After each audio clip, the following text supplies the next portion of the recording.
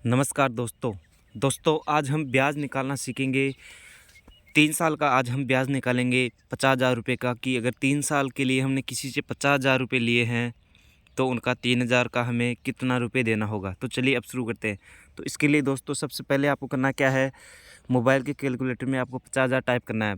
फिर दोस्तों गुणा के चिन्ह को दबाना है, इंटू के चिन्ह को। अब हमने ब्याज कितने रुपये सैकड़ा के हिसाब से लिए हैं, जैसे 3 रुपये सैकड़ा के हिसाब से लिए हैं तो 3/100। ये दोस्तों एक महीने का ब्याज आ गया 50,000 रुपये का 1500। ठीक है, एक महीने का ब्याज ये हो गया। अब हमें निकालना है पूरी 1 साल का, तो इसको 12 से गुना कर दो क्योंकि 1 साल में 12 महीने होते हैं इसलिए। ठीक है, इंटू 12 कितना है दोस्तों, 18,000 रुपये।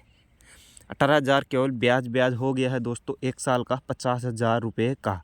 अगर 3 साल का निकालना है तो जो 1 साल का 18,000 हुआ है इसको इंटू 3 कर दो, ये 3 साल का हो जाएगा, 54,000 रुपये ब्याज हो जाएगा।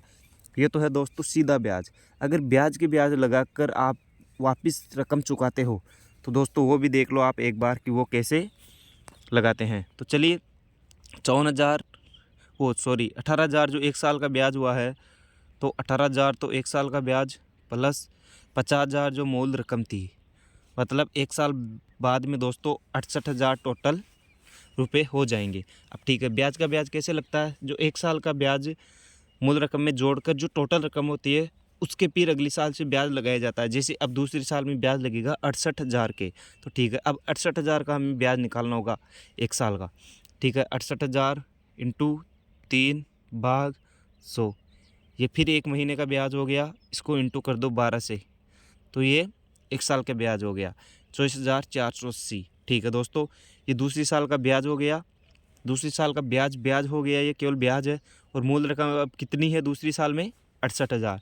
ठीक है, इसमें 68,000 प्लस कर दो, ये देखिए दोस्तों 92,480 रुपये टोटल बन चुके हैं। कितने के, 50,000 अगर आपने किसी से ब्याज पर लिए हैं 3 रुपया सैकड़ा से, तो 2 साल में ब्याज लगकर 92,480 हो चुके हैं।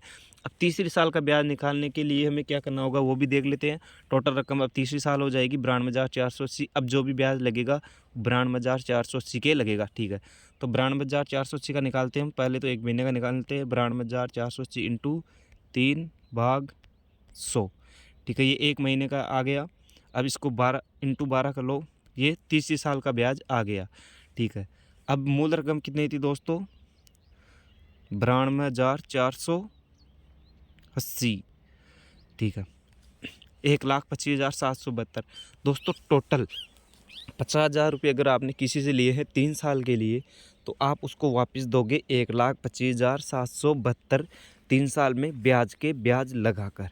और अगर आप सीधा सा दोगे, सिंपल मतलब आप अगर बिना ब्याज लगाए दोगे तो वो कितना दोगे वो पहले मैंने आपको बता दिया। एक बार और देख लो, जैसे 50,000 आपने लिए हैं, 50,000 इंटू 3/100, ये एक महीने का आ गया। अब 3 साल में कितने महीने होते हैं, 36, तो इंटू 36 54,000 ये 50,000 वो बिना ब्याज के ब्याज लगाए अगर आप पैसे दोगे तो वो दोगे आप 1,04,000। अगर दोस्तों आपको वीडियो अच्छा लगा, वीडियो से अगर आपको समझ में अच्छी तरह से आया तो प्लीज़ वीडियो को लाइक और चैनल को सब्सक्राइब कर दीजिए। धन्यवाद दोस्तों।